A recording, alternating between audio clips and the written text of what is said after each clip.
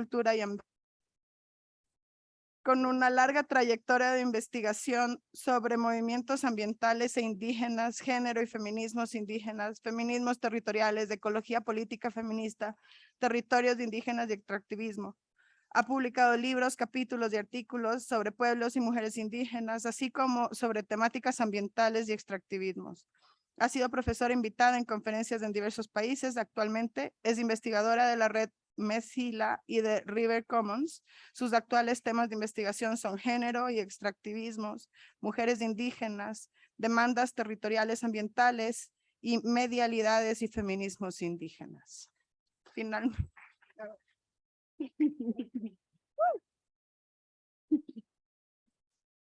Finalmente tenemos a Sofía Saragosín, orgullosamente mi colega. Sofía es doctora de Geografía por la Universidad de Cambridge, Reino Unido, y profesora investigadora de la Universidad San Francisco de Quito, Ecuador. Sus investigaciones se centran sobre la geografía feminista descolonial y procesos de racialización del espacio. Ha escrito sobre procesos de muerte, cuerpo, territorio en espacios transfronterizos, la política del útero en espacios de muerte lenta, y el mapeo de la criminalización del aborto en Ecuador, entre otros temas. Forma parte del colectivo de Geografía Crítica del Ecuador y el colectivo de Resistencias Cimarronas. Gracias y bienvenidos a todos. Ahora sí vamos a hacer.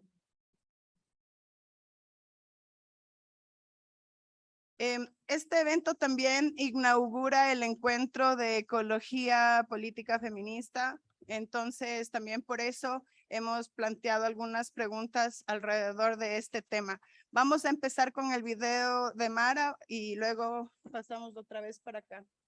¿Sí?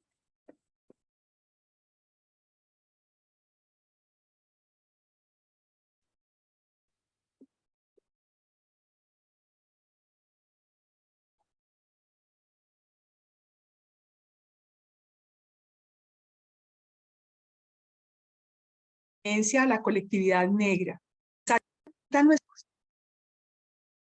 Cuando se violentan los lugares que habitamos, se afectan nuestros cuerpos. Cuando se afectan nuestros cuerpos, se violentan los lugares que habitamos. Esas son las palabras del colectivo Miradas Críticas del Territorio desde el feminismo. Buenas tardes para todas, todos y todes. Me hubiese gustado mucho poder compartir con ustedes esta jornada como una feliz oportunidad para aprender y pensar en conversación con mi colega Astrid Ulloa y con las compañeras del proyecto Reclama sobre la ecología feminista, política y la lucha antirracista en América Latina. No me fue posible asistir y me dolió no tener el don de la ubicuidad para estar acá y en Bogotá al mismo tiempo. Pero para pasar de la frustración a la posibilidad que nos permite la tecnología para acercarnos, quiero iniciar agradeciendo al equipo organizador de este encuentro por todo su trabajo de hospitalidad, cuyos buenos y bellos resultados se están disfrutando desde ayer. Gracias especialmente a mi querida colega Sofía Saragosín por su invitación y por su voto de confianza para hacer parte de esta conversación en torno a la pregunta ¿qué ha significado la memoria colectiva para las mujeres del Pacífico y de América Latina en la lucha antirracista y la defensa de sus territorios? Para responder esta pregunta, voy a tomar dos caminos. El primero, explora algunos vínculos entre memoria colectiva, defensa territorial y lucha antirracista. Y el segundo, se detiene en ciertas particularidades de las resistencias de las mujeres, especialmente de las mujeres afrodescendientes, frente al borramiento de su memoria encarnada a través de sus luchas cotidianas en la casa, en la plaza, en la calle. Primer camino, memoria colectiva, defensa territorial y luchas antirracistas. La memoria colectiva de las mujeres del Pacífico y de América Latina está hecha de múltiples recuerdos imágenes y representaciones que se atesoran para exigir justicia y conmemorar, resistiendo al olvido de las luchas que han librado contra las múltiples violencias de las que han sido objeto. Para ellas, recomponer una memoria colectiva propia ha significado reconocer, exaltar y reivindicar sus conocimientos y saberes, su trabajo organizativo, sus espacios de acompañamiento y solidaridad, y sus luchas contra el racismo, el sexismo y la desterritorialización. En nuestra América Latina, el extractivismo ha sido el modelo histórico de organización económica de la región. Desde la colonización, su inserción periférica en la economía capitalista se dio de forma dependiente de las economías metropolitanas, mediante la explotación y la exportación de materias primas.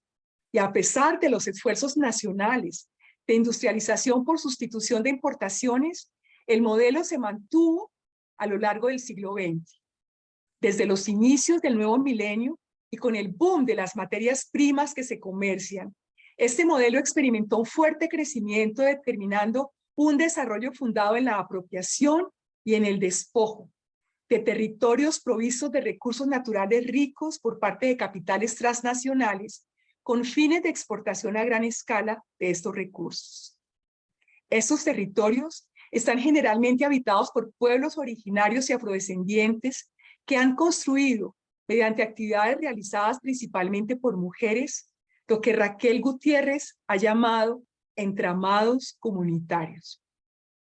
El avance del extractivismo, además de contaminar y destruir ecosistemas, acabar con formas tradicionales de vida y desplazar a la población, ha generado múltiples daños en estos entramados que han repercutido particularmente en las mujeres, por ser ellas quienes sostienen la vida comunitaria y quienes han puesto el cuerpo en la lucha contra los megaproyectos, el despojo y la violencia patriarcal.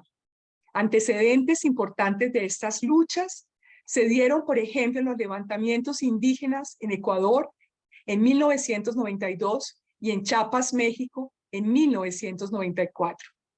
Desde entonces, el territorio se ha convertido en un lugar de disputa, desde una comprensión que destaca la interdependencia entre los cuerpos, el territorio y la tierra.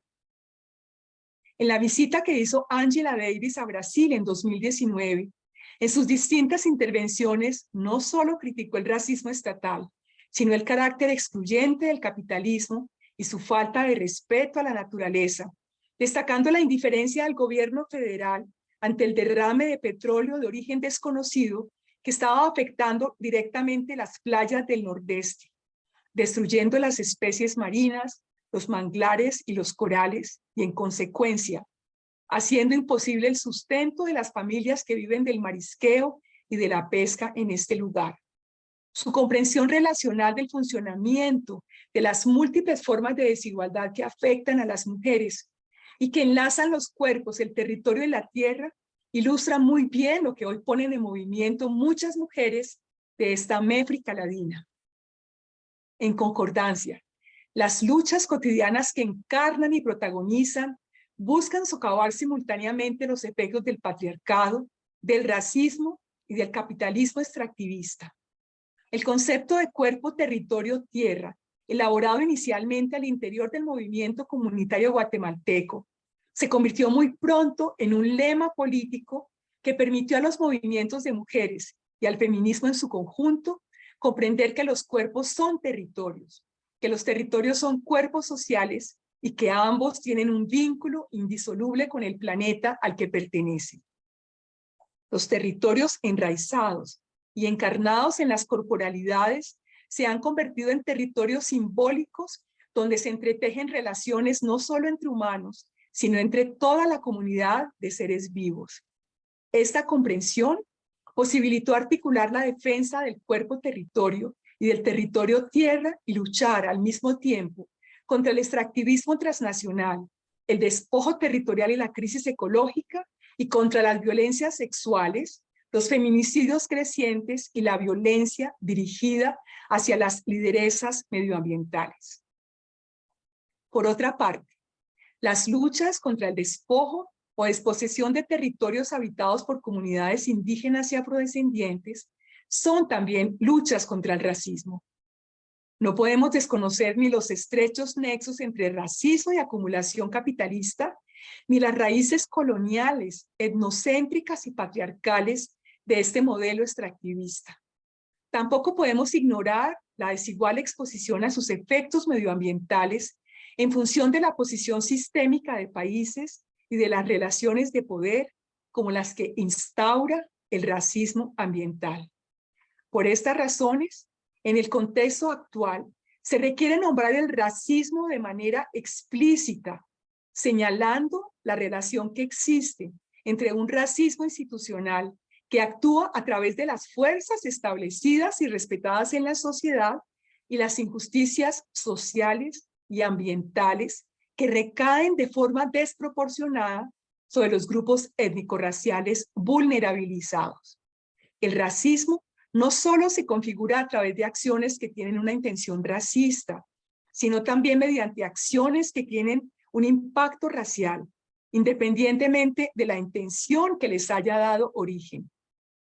Así, el despojo territorial, efectuado mediante prácticas violentas de expulsión de las poblaciones negras, indígenas y campesinas, de amenazas violentas o muertes de defensores y defensoras medioambientales provenientes de estas comunidades, son expresiones de esta violencia racista.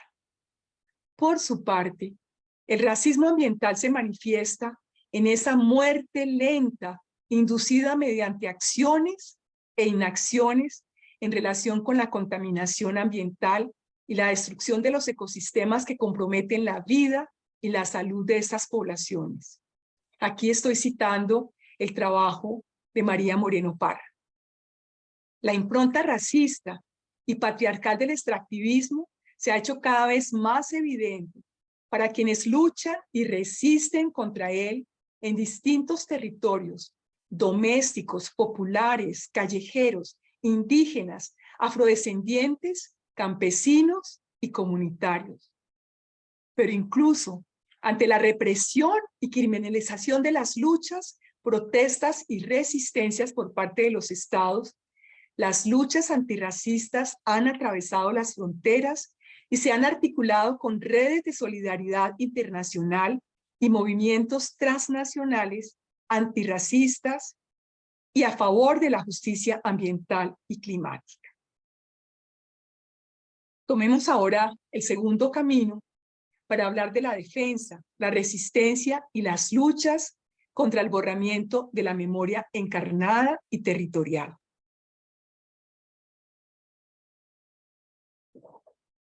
La defensa, resistencia y luchas de las mujeres del Pacífico y de América Latina contra el borramiento de sus memorias encarnadas y territoriales ha tomado formas muy diversas, como veremos a continuación, a partir de ejemplos de experiencias colombianas. En estas luchas, la corporalidad es vista como una acción comunicativa en sí misma.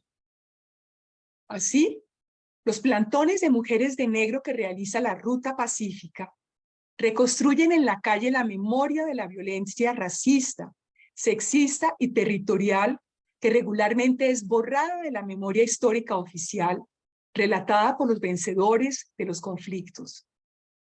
Esa ha sido su manera de resistir al olvido y de trabajar por la exigencia de la verdad, la justicia, la reparación y la no repetición de los hechos violentos. La resistencia de las mujeres afro se aloja en aquellos espacios originarios en donde existe una formación comunal de identidad cultural, una formación que trae consigo siglos de historia marcadas por el dolor, pero también por la resiliencia. Además de un millar de saberes que se han mantenido gracias a la tenacidad de las mujeres afrodescendientes, conscientes de la importancia de conservarlos como parte de su legado colectivo. De este modo, las mujeres migrantes del Pacífico Sur colombiano han preservado las prácticas sonoras tradicionales de adoración a santos, los cantos de arrullo y alabao, y la organización de altares para las ceremonias religiosas.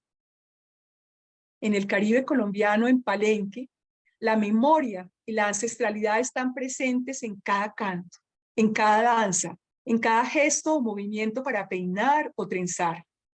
Para las mujeres palenqueras, el proceso de trenzar y peinar es una celebración de sus propios cuerpos, de sus vínculos sociales y culturales, como parte de su lucha por reexistir, reactualizando prácticas corporales que se producen y son producidas en una íntima relación con el territorio tierra.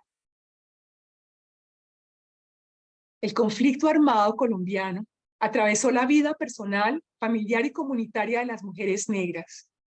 Y para sanar las heridas de la guerra, ellas, mujeres negras sobrevivientes del conflicto armado, de Río Sucio en Chocó, de Quibdó, de Villavicencio, de Soacha, de Tumaco y de Bogotá, decidieron implementar estrategias de sanación colectiva y permitir que quienes habían sido acalladas por la violencia se expresaran.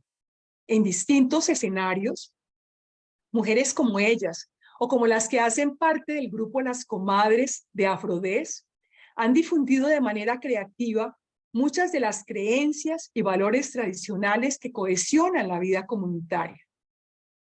En medio de la emergencia sanitaria ocasionada por la COVID-19, participaron en una exposición virtual lanzada por el Centro de Memoria, Paz y Reconciliación, con un trabajo cartográfico en el que fueron identificando las trayectorias de desplazamiento y los hechos de violencia como la desaparición forzada, el desplazamiento, la violencia sexual y el racismo.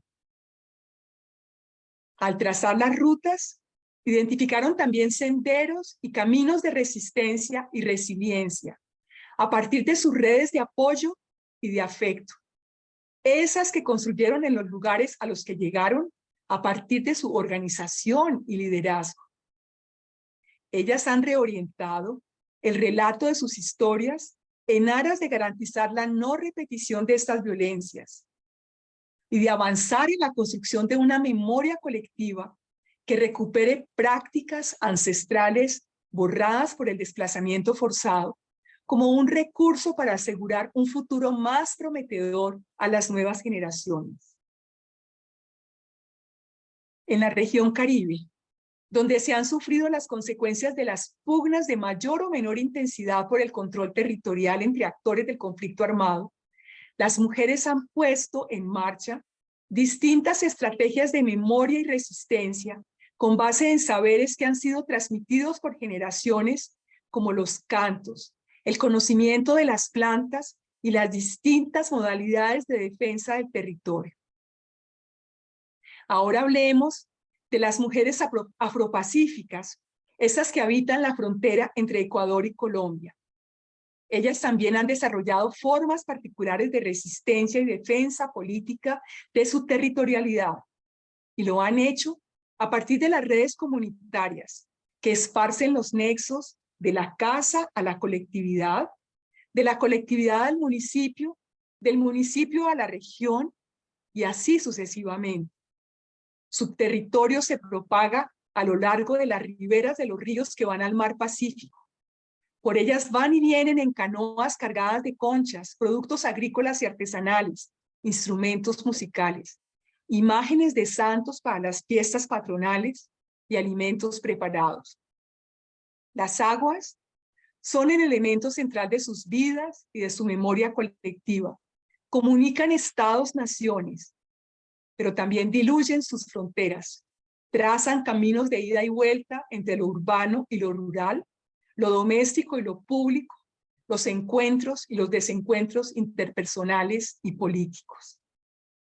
La territorialidad es lo que confiere el sentido de pertenencia a la colectividad negra y lo que construye políticamente su posibilidad de reivindicar una etnicidad a partir de una experiencia singular.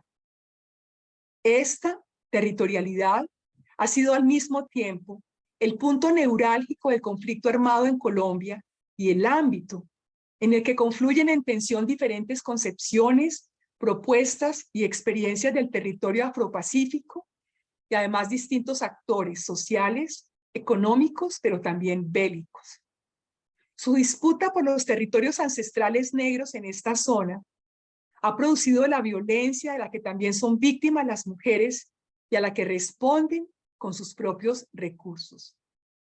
Y ahora voy a hacer referencia a un evento de resistencia muy particular, descrito por Paula Balduino de Melo en su libro titulado Matronas Afropacíficas, Tramas de la Resistencia en la Frontera Colombia-Ecuador, porque me parece compendiar el vínculo entre memoria colectiva, luchas antirracistas y defensa del territorio. Y les invito a seguir sus detalles en el relato de Paula, que voy a citar a continuación. Abro comillas.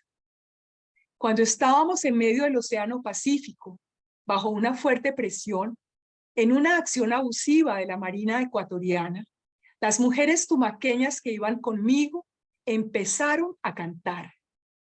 En un ambiente de amenaza, exceso e inminente violencia de las autoridades policiales, al entonar un cántico, aquellas profesoras evocaron e inscribieron el evento en otro registro, un registro afectivo. Ellas fueron capaces de responder a la violencia con una acción de rescate de las relaciones, de los vínculos sociales y de los afectos. Y lo hicieron en una actitud de cuidado con todos los que estábamos allí, insistiendo en mantener las redes de reciprocidad y la solidaridad intrae. Cierro comillas. Esos cantos vencieron y resignificaron con belleza y sensibilidad el miedo paralizante que produce la violencia. Lo hicieron con la esperanza que manifestaron de hacer nuevamente del Pacífico un remanso de paz y de restaurar la sociabilidad afropacífica, abriendo el camino para la posibilidad de una vida en medio de la confrontación. Con sus cantos, defendieron un entramado comunitario construido pacientemente a lo largo de muchos años. Un mundo regido por pautas de respeto, colaboración, cariño, dignidad y reciprocidad. Un mundo que no había sido sometido totalmente a las lógicas de acumulación del capital, aunque había sido agredido y muchas veces agobiado por ellas. Un mundo que entrelaza sus distintos frentes de lucha, el de la defensa del territorio, el de la afirmación y valoración de sus legados culturales y el de las luchas contra el racismo y las desigualdades de género que justifican el despojo y la violencia. La estructura emergente de la polifonía de estas formas de resistencia no hizo sino amplificar el alcance de cada una de estas luchas por separado. En los diferentes territorios de este continente es evidente el protagonismo que hoy tienen las mujeres indígenas, afrodescendientes y campesinas al frente de la organización de movimientos y de acciones sociales que luchan por la defensa de los territorios y de los modos de vida que les son asociados, que también luchan contra las injusticias ambientales y territoriales, las violencias feminicidas, ecocidas y epistemicidas. Los procesos más audaces, exitosos y desafiantes están siendo impulsados por ellas que con fuerza y coraje ponen diariamente sus cuerpos y sus voces en el mundo al servicio de estas causas. Sus prácticas comunitarias cotidianas constituyen un ejercicio político fundado en conocimientos situados y en la lucha por mantener viva la memoria colectiva. Sus demandas y posicionamientos han puesto en la mira de la agenda feminista las luchas por las defensas del territorio, por la reproducción de la vida y el reconocimiento de los derechos colectivos, culturales y territoriales, así como de otras formas de vivir y de ser. Poner en existencia, poner en evidencia la existencia de mundos diversos, desde otras ontologías y epistemologías, reconfigura maneras de pensar lo político y de entender lo que se ha denominado como la interseccionalidad. Interseccionalidad de las luchas fundamentalmente, porque supone considerar no solo el entramado de interrelaciones entre clase, etnicidad y raza, género y sexualidad, sino también la territorialidad, rural y urbana y las distintas visiones de mundo. Si bien La interseccionalidad proporciona un abordaje para entender un conjunto de opresiones e implicaciones de relaciones de poder y dominación sin jerarquizarlas, además de cuestionar los universalismos de mujer y de lo humano encasillados en una concepción liberal, secular y occidental. Debe aún esclarecer el hecho de que los procesos de dominación también están atravesados por la relación desigual entre mundos y conocimientos. Esta dimensión ontológica y epistemológica de las luchas que están librando las mujeres por la defensa del territorio, de sus cuerpos y de la tierra, nos permite afirmar la importancia colectiva de la memoria, de esa memoria para las mujeres afrodescendientes, indígenas y campesinas en la lucha antirracista y en la defensa de sus territorios. Muchas gracias. Espero que la conversación continúe y de manera asincrónica seguiré sus conversaciones. Mis mejores deseos para cada una, para cada uno, para cada une.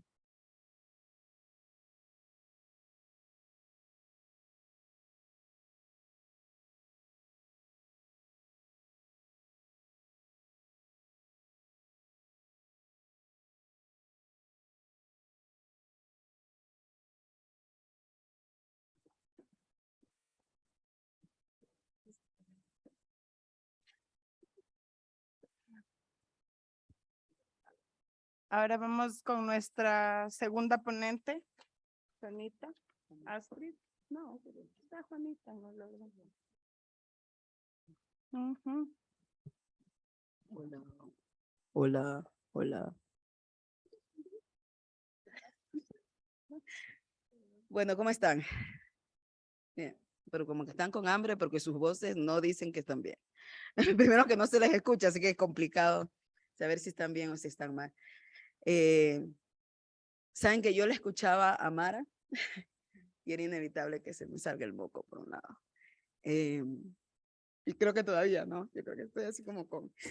Ay, con unas sensibilidades, yo decía, así como fuertes. Y primero quiero empezar yo agradeciendo a las investigadoras de Esmeraldas, que primero yo no sería yo sin ustedes, así que creo que se merecen un aplauso tremendamente a todas, y realmente creo que lo que soy por ustedes, y creo que lo que hago, lo hago con mucho cariño por la tierra que habito, por el cuerpo que habito, por la herencia que habito y por la memoria que resisto, ¿no? Yo creo que sin eso es como muy complejo muchas cosas. Y yo decía, oye, cabrones, yo no voy a llorar. Y el moco sale como que si fuera agua regalada y a Esmeraldas le falta agua, pero bueno, hay unas cosas a veces que a veces cuando trabajamos estos temas de memoria es inevitable que lo individual cruce por lo colectivo sin tener sentido. Y pasa mucho que escuchaba a Mara y era como decir, cabrones, si supieran todo lo que hemos pasado. Y yo digo, ¿qué voy a hacer yo aquí si están casi 17 compañeras que podrían estar hablando y contando mucho? Y falta, ¿no? Y falta por contar. Existe una conexión directa entre la sostenibilidad de los territorios y la sostenibilidad del cuerpo individual de las compañeras, ¿no? De quienes habitamos y transitamos por los cuerpos negros de una forma distinta, habitando la ruralidad o lo urbano, intentando comprender además que parte de ese habitar también significa constantemente el resistir. No voy a hablar de resistencia en estos momentos, porque hablar de resistencia es alcahuetear algunas cosas a veces. Y cuando digo alcahuetear es borrar, porque todo lo ponemos bonito. Y no todo es tan bonito. Y por mucho que nuestras abuelas, nuestras tatarabuelas, nuestras abuelas nos recuerdan que igual hay que reír, que igual hay que bailar y que igual hay que cantar, la doloridad como proceso individual y colectivo continúa siendo un espacio de sanación para las mujeres negras. Y eso lo volvimos a descubrir porque el sistema nos lo había borrado gracias al proyecto Reclama. Y digo gracias al proyecto Reclama porque fue reencontrarnos desde cero con algunos vínculos que el sistema nos había hecho abandonar porque estaban mal, ¿no? Porque el sentir estaba mal. Hablar de la memoria del Pacífico para nosotras que habitamos justamente una frontera es reconocer que esa frontera también es arrinconada a muchos elementos de prejuicios, a muchos elementos de transformar nuevas barreras. Y les digo de transformar nuevas barreras porque es también reconocer que nosotras nos pusimos algunas. Y esas que nos pusimos fueron pensadas para eso. Para que la otredad que lo intente o quiera llegar, tiene que llegar con ciertos límites y tiene que llegar respetando también ciertos espacios. Hablar de resistencia y resistir al mismo tiempo y reexistir luego es reconocer que nuestra evolución de sostenibilidad tiene que ver con la lucha de nuestros cuerpos y con la lucha de nuestros territorios. Hoy en la mañana una compañera citaba una frase que a mí me hace ver de que la coherencia es muy compleja. Cuando dicen y citan mucho a Audre Lorde, por un lado, pero por otro lado jodemos a la compañera, es hablar de contradicciones de nuestros procesos individuales y de los colectivos. No solamente las mujeres negras, sino aquella blanquitud que la cita, pero continúa siendo racista en espacios feministas y continúa además siendo jodidamente discriminatoria y utilitaria con nuestros cuerpos y con nuestros conocimientos. Y sin cuestionar ese tipo de cosas es nada. Sino yo hoy en un espacio, no sé si hoy o ayer, pero bueno, es una cosa que repito constantemente. A mí no me sirve que me digas que eres empático conmigo. Cabrón, porque no lo eres, cabrona, porque no lo eres.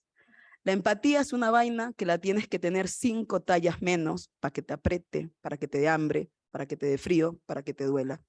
Y si tú me dices hoy día que eres empático porque sentiste un flick en tu corazón, no es suficiente.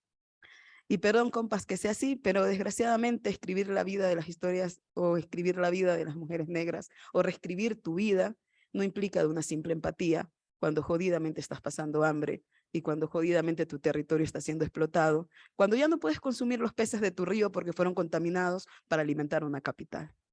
Hablar de ecofeminismo a veces también nos hace hablar de, hoy me decía una compañera que quiero mucho, no te voy a citar Jennifer porque te mereces decir tu nombre, aunque no quieras ser pública, pero ¿de qué me sirve a mí hablar de ecofeminismo si no eres dueña de la tierra, si no siembras en tu propia tierra, sino que tienes que alquilar la tierra para que otro coma y para que otro viva, mientras tú continúas siendo mano de obra explotada, mal pagada o a veces gratuita?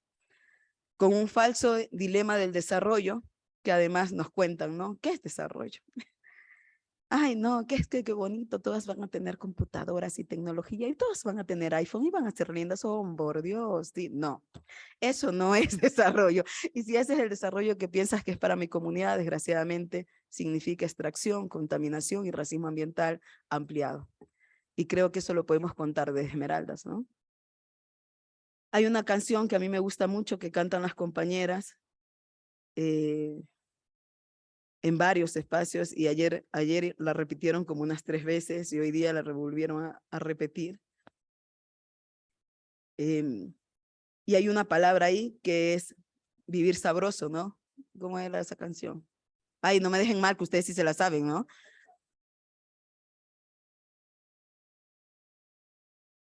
Ya, muy bien. Gracias, compañera. No me sentí sola, ya estaba preocupada. Sabroseando el cuerpo también significa reconocer y disfrutar de nuestro cuerpo y las mujeres negras a veces no podemos hacer eso. Y este proyecto permitió además reconocer por qué a veces no lo podemos hacer. Y es que cuando ponen las miradas sobre nuestros cuerpos siempre es con la criminalidad de nuestros cuerpos, ¿no? Nos hicieron negar nuestro cuerpo, nuestro ser, nuestro habitar, nuestro andar. Entonces mi cuerpo ya no era un cuerpo políticamente aceptable porque era muy ancho, porque mi nariz era muy plana, porque mis ojos quizás eran muy grandes, porque mis labios eran muy pronunciados, o porque ya no era lo suficientemente negra para el colorismo del panel que necesitaban, o porque quizás mi voz y mi tono de voz no era tan acorde para lo que ellos quisieran haber escuchado de una mujer negra del norte del Ecuador, ¿no? Entonces, cuando empezamos a hablar de memoria colectiva y cruzar por algunos andemanes de que necesariamente tienen que existir, como el cuestionarnos cómo ocupamos y habitamos los espacios, es necesario también decir que esos espacios, si no son acordes habitados desde lo que somos, son espacios negados. Entonces las mujeres negras, y peor si eres de las zonas rurales, y peor si habitas desde algunos cuestionamientos, no eres habitable para los espacios políticamente diseñados para las mujeres y para las mujeres feministas o las mujeres que interpelan. Entonces cuando la Black, ¿quién te manda a aplaudir? Cuando la Black dice por ahí, yo no me enuncio desde el feminismo, es que a veces, no es que a veces, sino que el feminismo desgraciadamente no fue pensado para nosotras, sino que nosotras empezamos a sacudir el feminismo. Y ahí es cuando empezamos también a hablar sobre el feminismo negro, y también es interesante porque muchas compas que nosotras conceptualizamos como feministas negras, ellas dicen no autodefinirse desde ahí, ¿no?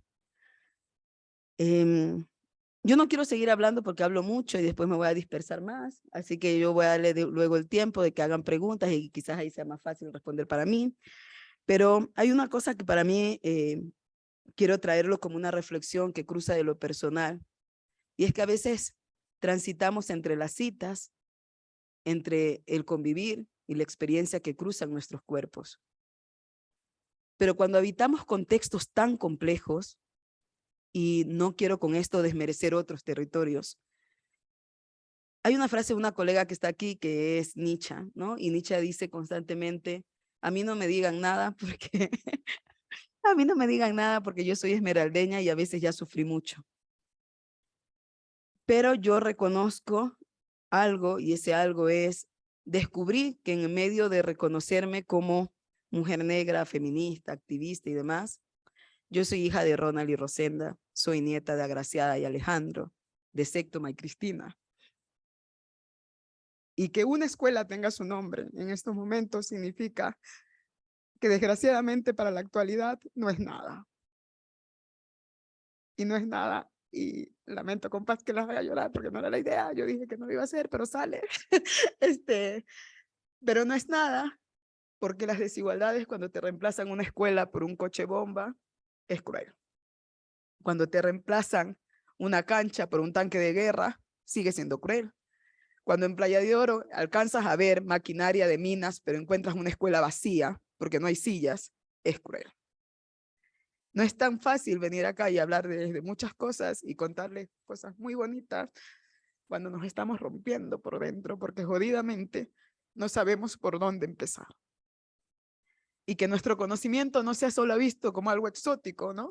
Ay, es que qué lindo las negras se están reuniendo. Ay, qué bonito pintaron unos pinches cuadros, sino que han cruzado otras cosas, ¿no? Y esas cosas también cruzan por intentar sanar cosas que están rotas desde un sistema extremadamente cruel. Eso, compañeras. Y aplaudan porque además les vale.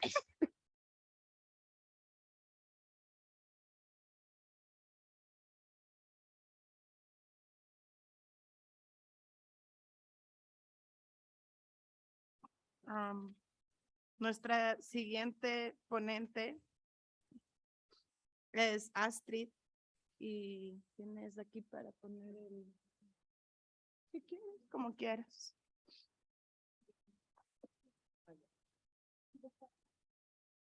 Nos bajamos otra vez. Bueno. Buenas.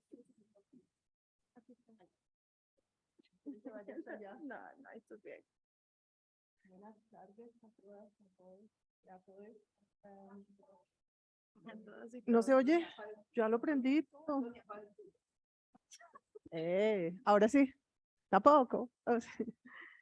Bueno, hoy me han tocado dos difíciles tareas, hablar después de todo un contexto mucho más complejo, y trataré de unir y contextualizar por qué quiero presentar lo que voy a presentar.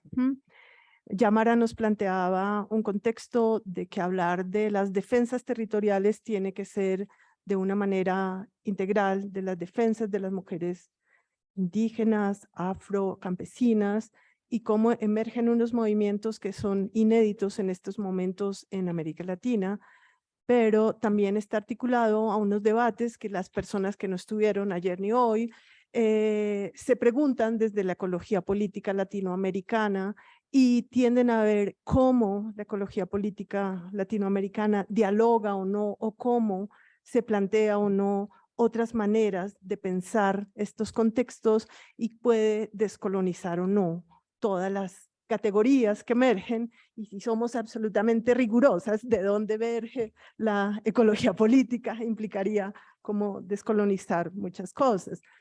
Viene de esos debates y viene de un replanteamiento que vengo haciendo hace mucho tiempo. Trabajo hace muchos años, como 40, con pueblos indígenas y con mujeres indígenas, específicamente mirando lo que implica para las mujeres indígenas todos los procesos de defensa territorial frente a un contexto que ya escuchamos anteriormente, de exclusión, de desigualdad, de no reconocimiento, pero que se visibilizan y que se posicionan de una manera inédita, es lo que quiero hacer hoy.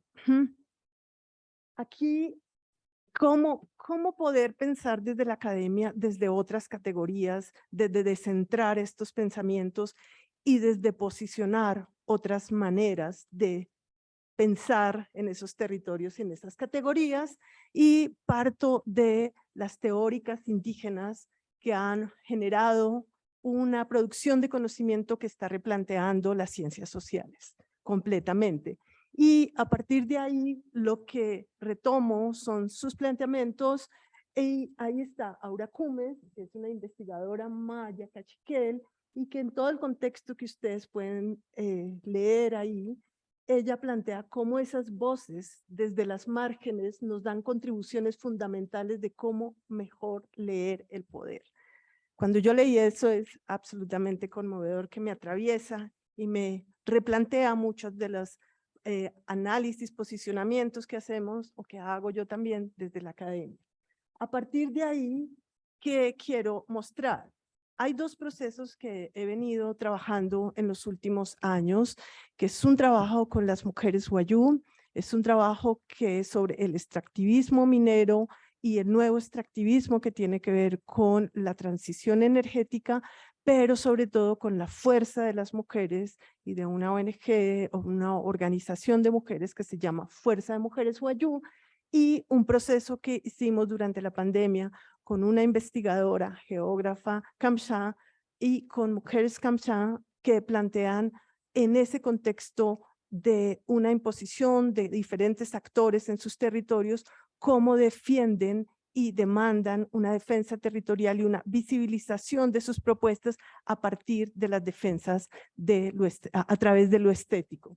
Ahí quienes retomo, pues pensadoras académicas como Gladys Tzutzul, Aura Cumes, Lorena Camnal, Yanitza Chindoy, Yasmín Romero Piayú, Jacqueline Romero Piayú, y diálogos con otras mujeres.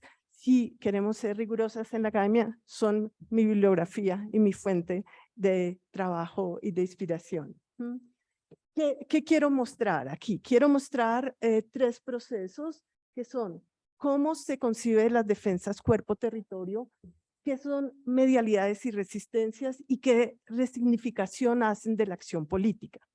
¿Por qué me interesa cuerpo-territorio? Porque las que estamos en geografía feminista, feminismos, vemos que hay un nuevo replanteamiento y un nuevo posicionamiento y visibilización de los debates sobre cuerpo-territorio. Pero, ¿qué se entiende por cuerpo-territorio? ¿Qué entienden las mujeres indígenas cuando hablan de cuerpo-territorio? ¿Están entendiendo lo mismo? ¿Están entendiendo otras cosas? Mara ya nos presentaba, Juanita también, como ayer en la exposición, son otras categorías, y estos procesos corresponden a conocimientos situados y contextualizados. ¿Por qué es importante? Un poco ya Mara nos planteaba este contexto de esa violencia sobre los cuerpos territorios, pero también de esas demandas políticas que emergen y la fuerza que tienen las demandas de las políticas, que si bien aparecen tiempo atrás, solo se vuelven visibles en el contexto del siglo XXI y aún en los últimos 10 años, y parte de eso por cómo se entiende lo político y por qué las acciones cotidianas no se entienden como políticas y por qué solo nos centrábamos en una noción de lo político, ¿sí? Y porque sus acciones parten de la fluidez y relacionalidad de redes de vidas, y esa emergencia de los movimientos de mujeres indígenas, que es donde me centro, porque más conozco, contra los extractivismos, justamente visibiliza las violencias a esa interrelación cuerpos-territorios, pero para entender esa interrelación cuerpo-territorios, parto de algo que ya se mencionaba también y que Mara lo planteaba al final, cómo son esas otras ontologías y otras epistemologías y qué se entiende por otra ontología y cómo, para entender desde la conceptualización de las mujeres indígenas, hay que partir de esa ontología relacional que implica una epistemología territorial relacional también, que nos implica una noción completamente diferente de categorías, porque los mundos son móviles y en encuentros permanentes. Los mundos van, vienen, se interrelacionan y se representan como una de las representaciones que hace Yanitza Chindoy, geógrafa y investigadora y lideresa Kamsá, aunque ella diga que no, pero sí, y es un fluir de estos movimientos y esta interrelacionalidad. Pero aparte de esto, ¿qué nos dicen? ¿Qué nos dicen ellas como qué es cuerpo-territorio? ¿Cómo partimos de otras categorías? Y ahí básicamente es cómo se entiende esa conceptualización y cómo tendríamos que repensar nuestras categorías, ¿sí? Y esta relación siempre de mi ser, mi cuerpo, mi esencia, simplemente estamos conectadas como un tejido. Son las movilizaciones de ellas frente también a unos procesos de intervención territorial. A partir de ahí, ¿qué es lo que qué nos interpela también a nosotras? ¿Sí? Esa interrelación que trasciende y esa interacción que trasciende la corporalidad, y eso mismo nos hace, tenemos que repensar la categoría de cuerpo, que es realmente cuerpo, cuando el territorio es fluido, cuando hay una corporalidad entre humanos y no humanos, cuando van y vienen en diferentes mundos de sus universos, o sea, son múltiples territorialidades en múltiples dimensiones, y se es en fusión y se torna parte de, no se puede, no se sale de esa interrelación, se torna parte de él. No hay una frontera como la que marcamos en el pensamiento moderno, sino es completamente diferente, y todos los seres vivos son parte de esa noción de cuerpo-territorio. ¿Sí? No hay un distanciamiento conceptual, sino una interrelación permanente, pero algo que ya lo hemos discutido ayer y hoy, que está atravesada por las emociones, por los sentimientos, por el dolor, por la alegría, por la pasión, por todas estas relaciones, pero esos seres también tienen negociaciones y conflictos. No hay un mundo armónico perfecto, sino hay una noción siempre de negociación como la tenemos. Y ese relacionamiento siempre es colaborativo, o podríamos decir de interdependencia permanente para que la vida misma siga. Ahí el centro clave me parece que es la vida misma. Es la vida lo que fluye y es la vida lo que interesa. Estos sí son concepciones completamente diferentes. ¿Qué miradas hay sobre el cuerpo-territorio? Vemos que ese mundo de fluidez permanente implica muchas miradas. Yo solo me centro en cuerpo-territorio, ¿sí?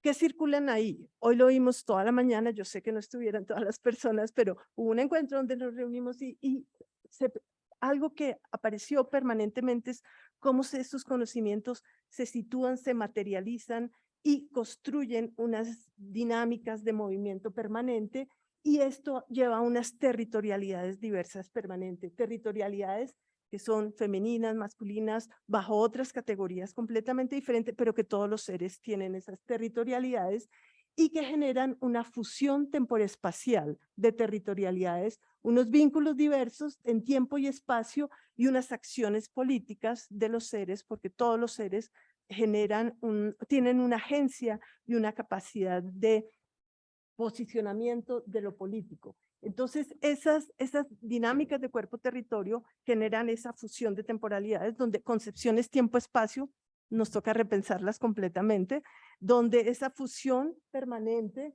cambia y fusiona nociones que entran en negociación con otras nociones temporespaciales de los extractivismos, de los procesos de imposición, de las dinámicas de cambio climático, de todos los procesos que vienen y que son múltiples y permanentes. Una manera de representarlas es una red entretejida permanente, ¿sí? Y este es un ejemplo de cómo es a partir de Jacqueline Romero y Piaget, Guayú, feminista, ella siempre ha planteado su posicionamiento, que lo tiene público, que lo escribe, que lo visibiliza desde su planteamiento, y sobre todo hay algo que ella señala, es que el espacio hay que dárselo a esos seres vivos. Esto nos replantea porque las dinámicas de justicia ambiental y espacial tienen que reconocer los espacios de la intimidad y los espacios de los seres vivos, y eso nos cambia completamente las nociones de defensas territoriales y ambientales, ¿sí? ¿Qué generan ahí? Esos entrelazamientos de convivialidad es sentir desde cuerpo, territorio, red. Esa fluidez y afectación mutua nos permite ver cómo hay sentimientos y prácticas, tensiones y negociaciones, pero esos entrelazamientos de convivialidad son los que desde mi punto de vista, se están planteando en la defensa de cuerpos territorios, ¿sí? Es esa vida misma, esa relación.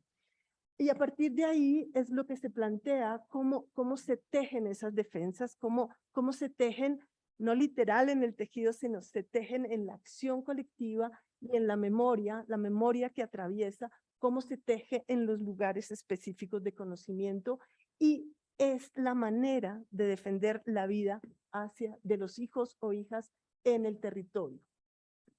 Ella es Janitza Chindoy, hemos trabajado juntas hace un tiempo, y pues hay todo un replanteamiento de cómo hacen ellas esa defensa territorial. A partir de ahí está algo presente en esa noción de cuerpos territorios, son las memorias vivas. Hablamos mucho de las memorias, Mara planteaba al final esa memoria encarnada, pero es una memoria viva que circula en espiral porque los tiempos van y vienen y las temporalidades y espacialidades son completamente diferentes, y eso permite un diálogo y encuentros de esas corporalidades múltiples, pero a través de memorias que también pueden ser de dolores y pérdidas, pero también de sanación y espiritualidad. Entonces son unas estrategias políticas que se activan a través de las memorias. Estos elementos tienen que ver con algo que también Lorena Cabnal, desde mi punto de vista, cambia y replantea muchas de las nociones de lo político, que es la noción de acuerpamiento, que es una noción que a mí me parece que nos da un sentido de lo que ella dice, recuperar la alegría sin perder la indignación, porque es una acción política, pero también una acción que nos permite estar acá, como nos permitió ayer, nos permitió toda la mañana estar en digamos, en ese acuerpamiento político del hacer de las mujeres. Entonces, estas, digamos, propuestas y nociones que nos cambian, hay una manera que se visibiliza recientemente, que es el segundo punto, es a través de lo estético. Y decidí hablar de lo estético porque ayer cuando llegué aquí, la invitación, la exposición, nos llega y es la propuesta desde lo estético, cómo entendemos lo estético, pero no lo estético desde otras perspectivas, desde otras categorías, y ahí hay unas relaciones completamente diferentes que plantea estos sonidos, olores, sentimientos, texturas que visibilizan las desigualdades, pero que también visibilizan desigualdades internas, ¿sí? Esas desigualdades que también están entre los pueblos y que logran a través de estas representaciones poner a discutir internamente estas relaciones desiguales. A partir de ahí hay uno de las artistas, ya es artista, Eliana Muchacha Soy, ella empieza a replantear y a decir cómo esos encuentros y esas violencias en su territorio conllevaron a un posicionamiento de ella de defensa del territorio y defensa de las mujeres en su territorio, y su manera de posicionar es a través de visibilizar a estas mujeres, las mujeres, mujer medicina, y hablé con ella me dijo, puedes usar los textos, ella tiene todas sus exposiciones en Facebook y es una artista que plantea esa defensa y ha hecho un proceso de resistir a través de lo estético y posicionar una estética que busca contestar las relaciones de poder y desigualdades y transformar las representaciones sobre ellas. Es un accionar político completamente diferente a lo que entendíamos como político. Otra de las propuestas de Eliana Muchacha, soy mujer conocedora de las plantas medicinales, y esta es un posicionamiento también de retomar, recuperar, posicionar memorias, corporalidades, territorialidades e interacciones permanentes en estas dinámicas de los seres que están en permanente interacción. La tercera, y ya de la última parte de la estética, es posicionar sus visiones de mundo, cómo se incluyen los no humanos, conocimientos, deseos y apuestas de futuro. Ella con otro artista también, Kansha Azura Sur, plantean esa interacción de lo que es el mundo del yagé en el pensamiento amazónico y poder posicionar estas apuestas de futuro también. A partir de ahí, ¿qué implica en la parte final? Es resignificando la acción política. ¿Cómo podemos resignificar la acción política y entender lo político a partir de todas estas propuestas y que nos hacen repensar nuestras propias categorías? ¿Sí? Resistencia desde lo íntimo, desde lo cotidiano, desde la visibilización de sus representaciones, pero desde la reconfiguración de las categorías modernas que atraviesan todo el pensamiento académico. No podemos decir que no, que nos atraviesan porque nos cambian las nociones duales, binarias de naturaleza, cultura, cuerpo, territorio mismo, y nos implica repensar desde las mismas miradas estéticas, desde otras ontologías y epistemologías. ¿Cómo abordar esto? ¿Cómo abordar estas relaciones de lo estético? Ahí viene como el trabajo más reciente que estamos haciendo con Yanitza Chindoy, es cómo entender estas representaciones en un sentido como una cultura audiovisual o una soberanía audiovisual o una soberanía comunicacional o una visualidades indígenas o una media indígena, o cómo entender culturas mediáticas emergentes. O sea, hay muchos acercamientos, pero sobre todo es la intencionalidad política de una autorrepresentación individual y colectiva atrasada por la interseccionalidad, por un accionar político-público y una micropolítica de lo cotidiano que busca defender la vida y los territorios, ¿sí? Ahí hay toda una propuesta de, bueno, aquí yo no hago la enumeración, sino lo que nos cuestiona y nos implica. ¿Esto que nos lleva? A replantear las categorías, pero a partir de lo que Gladys Tzutzul dice, cómo entienden sus propias categorías, ¿sí? Nuestras interpretaciones se construyen en espacios cotidianos y son el resultado de un largo proceso acumulativo, experiencias y estrategias políticas en el hacer de la vida. O sea, es absolutamente que a mí, yo leyendo a Gladys Tzutzul, yo digo, no, aquí está absolutamente una propuesta política y de vida, un horizonte político de vida, como ella lo plantea, y las prioridades que tienen las mujeres indígenas en el sentido de siempre estar la manera en que se conjugan lo patriarcal, lo colonial, el machismo y el racismo y el capitalismo. No podemos olvidar que todas las defensas están en contra, digamos, colapsan o no, se unen en torno a esa defensa territorial, ¿sí? Que implica otras ontologías y epistemologías. Todo lo que vemos, el territorio es vivo, todo es vivo, las vivencias y las prácticas territoriales las tenemos que analizar desde nuestras posiciones también, posicionamientos de otros mundos, de otras acciones contra las violencias territoriales y culturales, ¿sí? Y ahí, en últimas, es la propuesta de descolonizar que nos replantea también a nosotros de cómo pensar lo humano, porque replantea categorías completamente del humano, qué son esos lazos de convivialidad, qué es la coexistencia, el posicionar otras maneras plurales, qué implica realmente en la práctica cotidiana posicionar eso y qué implica en las transformaciones políticas, si recambiamos y repensamos lo político. Y esto nos lleva a algo que va, ahora no lo voy a abordar, pero va a ser en el Congreso de Ecología Política, que conste que hago publicidad. Entonces, esto nos lleva a que lo que nos interpelan y nos proponen es son transformaciones radicales socioambientales y territoriales para repensar estos contextos de extractivismos y de violencias y partir de las categorías y las propuestas conceptuales, políticas, metodológicas de las mujeres indígenas y obviamente las mujeres afro, mujeres campesinas, y que están hablando hace muchísimo tiempo y que ya tiene su propia palabra. Bueno, muchas gracias.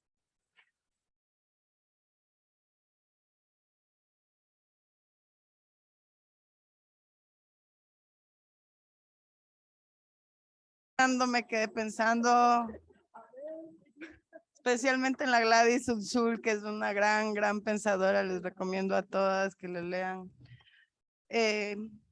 Sofía Saragosín, tienes la palabra. Bueno, buenas noches con todas, todos y todes. Bueno, yo no iba a hablar, pero dada la ausencia de Mara y en conversación con las compañeras, sí voy a compartir un par de reflexiones. Y quizás me gustaría comenzar de cómo surge Reclama. Antes de Reclama había un proyecto que hicimos con Cris Cielo, Juanita y mi persona, y justamente aprendimos de ese proceso, la necesidad de que exista otro tipo de metodología en Esmeraldas, y por eso es la metodología que se hizo en el proyecto de Reclama, una metodología feminista, profundamente descolonial, y que hemos aprendido muchísimas cosas, ¿no? Eso en el plano metodológico, voy a regresar al tema metodológico. En plan teórico, algo que vimos mucho y creo que se evidencia en esta mesa es que las discusiones entre ecología política feminista, geografía feminista, es decir, todas las discusiones sobre la lucha de los territorios en América Latina, dio un giro desde lo descolonial y estaba discutiendo mucho con feminismos comunitarios, sobre todo feminismos indígenas y la categoría conceptual y metodológica de cuerpo-territorio. Pero vimos dos vacíos en nuestras discusiones iniciales y eran con los feminismos negros y con el mestizaje, ¿sí? Ahí hay lo mencioné en la mañana y lo vuelvo a repetir, que hay una necesidad de repensar el rol del mestizaje en la producción de conocimiento de una manera mucho más profunda de lo que lo hemos hecho hasta ahora.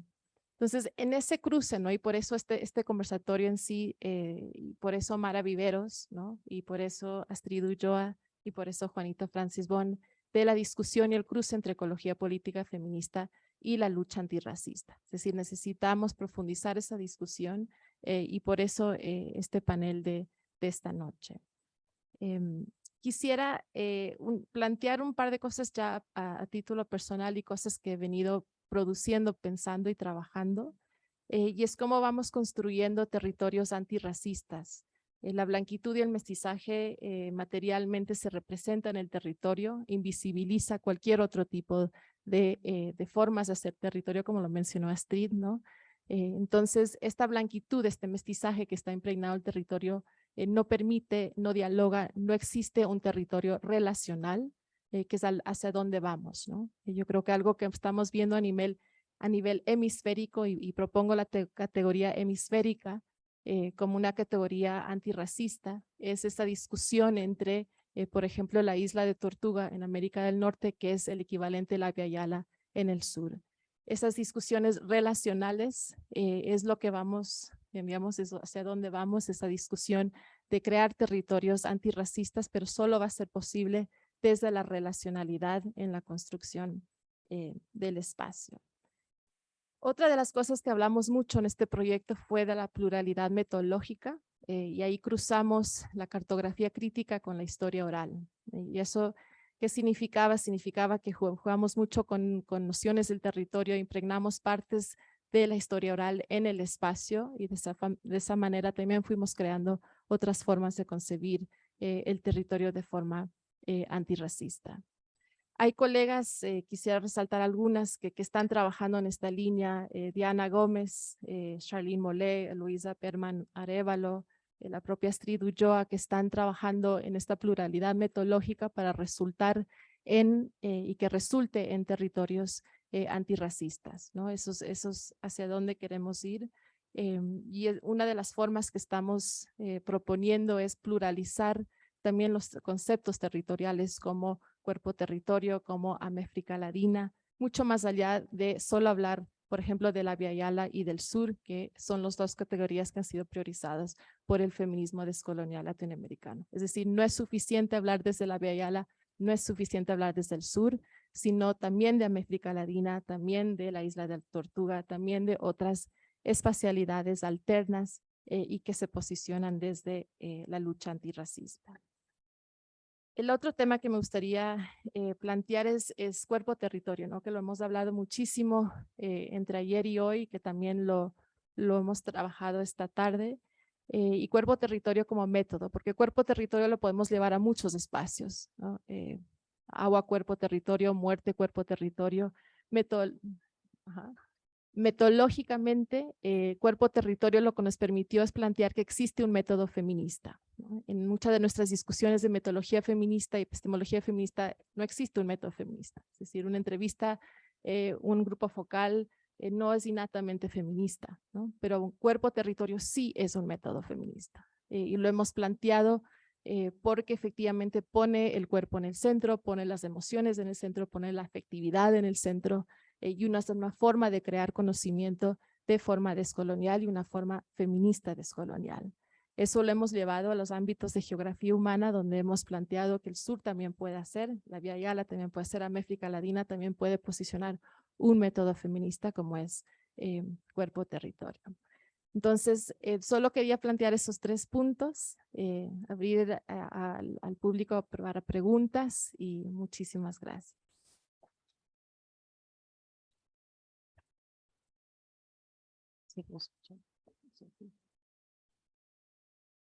Quería darles un agradecimiento a nuestras expositoras y también a British Academy y el Global Conflict Research Fund que han financiado este proyecto Reclama, también a Ecología Política, la Universidad de Northumbria, la Flaxo por recibirnos, la San Francisco, pero sobre todo a Mujeres de Asfalto y a las compas comunitarias por su trabajo.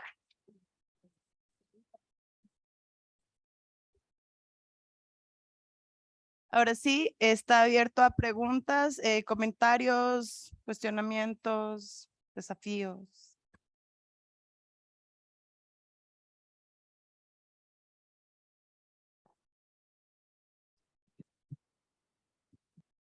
Bueno, muy buenas tardes para todas, todos y todes. Mi nombre es Francia Jenny Moreno Zapata. Y la pregunta, comentario que tengo, pues está encaminada a 2 cosas. En primera instancia, yo quiero tomar en cuenta el hecho de que dentro de las presentaciones hubo un factor común que hacía pensar que la idea de territorio estaba muy anclada a esta espacialidad que se ocupa, ¿no? Este lugar en donde se desarrollan todos los actos cotidianos de individuos y colectivos. Y me saltaba la pregunta en términos de la memoria y del territorio, ¿cómo se toma en cuenta eso cuando sabemos de los procesos de desarraigo que se produjeron tanto desde el momento en que se generó la esclavización, todo el modelo colonial, hasta los procesos de desarraigo que se están generando en este momento en los territorios del Pacífico de muchos lugares del mundo? O sea, ¿cómo hablamos de una memoria? ¿Cómo hablamos de una construcción, de una definición de memoria y de una definición de territorio como espacialidad cuando ha habido estos desarraigos y fragmentaciones tan recurrentes dentro del pueblo afrodescendiente y mucho más en estos lugares en donde las mujeres sabemos que el desarraigo es de ese cuerpo territorio del que se ha venido hablando recurrentemente en las presentaciones, ¿no? Eso por un lado. Y por el otro, sabemos que esa ampliación de la noción de memoria que tuvo que desde la fragmentación reconstruirse y crear un nuevo que nos une como elemento cohesionador, como pueblos en la diáspora, nos hace pensar que ahora estamos construyendo una manera nueva de memoria y una manera nueva de habitar cada uno de los espacios y cada uno de los lugares en donde las personas y los colectivos afrodescendientes están. Entonces la pregunta mía es, esta fragmentación y esta eliminación cultural, como lo diría Fanon, ¿no? que nos quitó y que no nos permitió construir unos procesos que para otras personas serían muchísimo más dinámicos y que podrían tener una linealidad, como en el caso de las personas afrodescendientes ocurre que la narración de lo que somos y la narración de dónde estamos, muchas veces aparece desde voces externas y voces foráneas. Esto que mencionaban de la epistemología y de la ontología no necesariamente sale desde la mirada y la voz de las personas de ascendencia africana.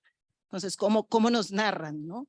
Como en muchos escenarios, incluso académicos, la narración viene desde otras voces, que al ser muchas de ellas bien intencionadas, pues están de pronto desde lugares con sesgo.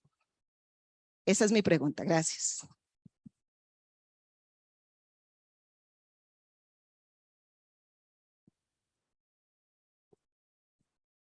¿Hay otra pregunta o no? Sí, hay acá otra pregunta. Gracias. Quería preguntarle a Astrid Ulloa, en el trabajo con mujeres wayú y en general, igual conectando con lo que se discutía esta mañana,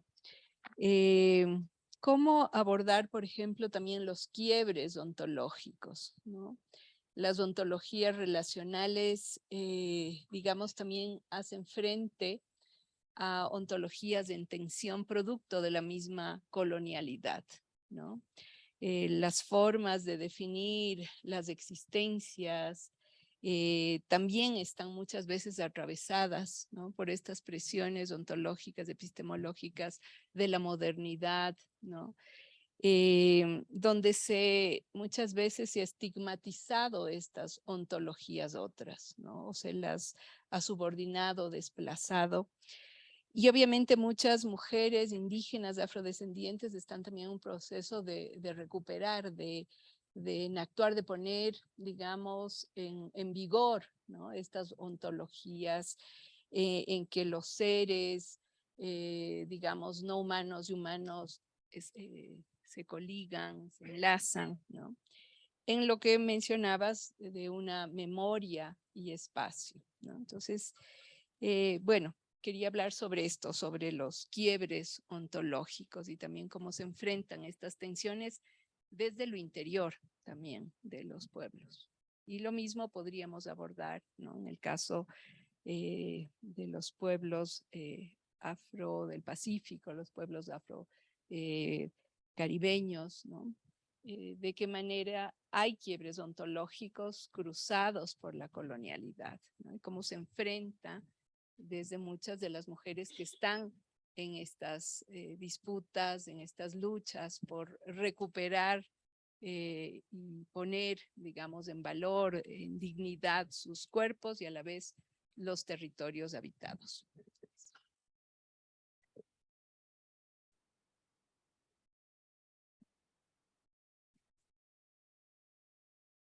¿Alguien más tiene alguna pregunta para coger de una vez las preguntas y luego ir pasando por las compas?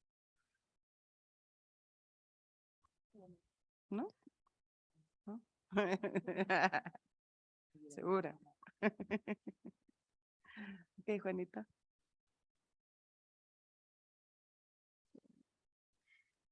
Yo voy a empezar de atrás para adelante porque yo no creo en las buenas intenciones. Hay un dicho muy popular en mi pueblo que dice, buenas intenciones, decía mi madre, buenas intenciones está lleno el infierno. Entonces las buenas intenciones no existen. Hay algo que se llama el pase blanco, ¿no? Que también es racista. Y el pase blanco es cruel porque les hace creer que están resolviendo cosas y son un problema. Sobre todo en la academia. Hay que reconocer cosas de la academia. Yo creo mucho que hay que ennegrecerlo todo, pero ese ennegrecerlo también tiene que ser con conciencia y reconocer qué lugar ocupamos en los espacios. Y cuando digo que no creo en las buenas intenciones, no quiero que lo vean como un simple cuestionamiento, sino que es real. Y hoy, ayer y hoy, muchas compañeras dijeron cosas muy interesantes alrededor de la explotación del conocimiento. La extracción del conocimiento y luego la explotación del conocimiento y qué lugar ocupo yo en el conocimiento cuando se realizan las investigaciones. Por eso para mí el proyecto, tanto el primero que fue Memoria, Cuerpo y Territorio, que era reconocer cómo habitamos y cómo transitamos el espacio y qué lugar ocupa la memoria para nosotras y qué importante era ver nuestro cuerpo en el habitar de ese espacio. Hay algo que yo creo hay mucho que es yo no creo que lo que estamos haciendo es algo nuevo, ¿no? Yo creo que primero es reconocer que el conocimiento está ahí, porque si no sería infravalorar el conocimiento de las mayoras y olvidar que antes que yo estuviera aquí hubieron otras mujeres haciendo cosas. Yo creo fielmente que nuestros territorios tienen mecanismos de sostenibilidad a través de la memoria y por ende esas herramientas sostienen lo que somos ahora. El exterminio de los pueblos negros y el despojo de nuestros territorios empezó por nuestro cuerpo, por desnaturalizarnos, por quitarnos además memoria, por quitarnos espacio. Y luego lo físico fue lo mínimo, pero realmente el hecho de que nuestra espiritualidad la vean ahora como algo exótico que mercantilizar es reconocer que no estaban viendo lo que éramos como seres, como sujetos. Creo también que es importante, y yo te escuchaba y era que se me venían así como vuelcos de cosas. Es importante, hay algo que pasa mucho y el primer día que llegué a Quito esta semana me tocó conversar con un grupo de estudiantes y les hacía ver que en toda su universidad solo tenían una docente negra. Pero ahora de una forma muy sexy quieren hablar de ciertos temas y uno de esos es dónde están las mujeres negras y qué es feminismo negro. Si no interpelas desde tu espacio más corto, no sirve de nada que me traigas a hablar a mí de feminismo negro, ¿no? Y aunque yo les preguntaba, ¿no? ¿Seguro quieren que yo hablar conmigo? O sea, soy honesta, ¿quieren seguro que esos estudiantes hablen conmigo? Y eso se los preguntaba porque iba a hacerles interpelaciones internas, ¿no? Y a veces no nos gusta que nos hagan esos cuestionamientos más que interpelaciones, ¿no? Yo creo que la memoria no es una cosa que anda por ahí suelta, ¿no? La memoria la cargamos. No es posible hablar de memoria y de nuestros territorios sin hablar de algo que anteceda a lo que somos. Ese somos está en esos vínculos a veces más chiquitos. Para que exista memoria colectiva tiene que existir memoria individual y esa memoria individual la hicieron quienes habitan contigo. No puedes negar y no puedes soltar eso. Yo no creo que de la noche a la mañana aparecimos y nos prendimos, ¿no? Que, ay, no, miren, estas chicas Power Ranger están trabajando memoria. Ay, no, qué lindas. No, no es así. Hay unas cosas que sostienen mucho más que es lo que somos nosotras. Es importante para mí siempre mencionar los no lugares. Y si no hubiera sido por la memoria colectiva y la memoria individual, esos no lugares continuarían existiendo. O sea, la academia es un no lugar para las mujeres negras. La política es un no lugar para las mujeres negras. Y por eso nuestras estéticas y nuestras narrativas continúan siendo un problema para el sistema. ¿Desde dónde hacemos las cosas? Hoy hay un término muy común, ¿no? Es que los negros no están organizados. Porque en su cabeza ellos quieren venir a organizarnos, ¿no? Entonces, ese no están organizados es desconocer además la existencia la existencia de cómo resisten esos cuerpos y esos territorios. Y una última cosa que quiero como conectar es que cuando empezamos a trabajar esto de memoria, cuerpo y territorio, cuando digo empezamos a trabajar, hablo de como organización, como colectivo. Cuando tuvimos esa etapa de trabajar juntos estas cosas, ¿no? Memoria, cuerpo y territorio, pasaba mucho algo, ¿no? Invitamos a un ser extraño a este espacio y ese ser extraño decía, pero es que estas mujeres por todo cantan, por todo tocan. Y yo le decía, cabrón, bueno, ahora que solo me lo dijiste a mí y no lo dijiste en el espacio colectivo, ¿no? Y ahora me río, ¿no? En ese momento era como, ¿por qué me dices eso?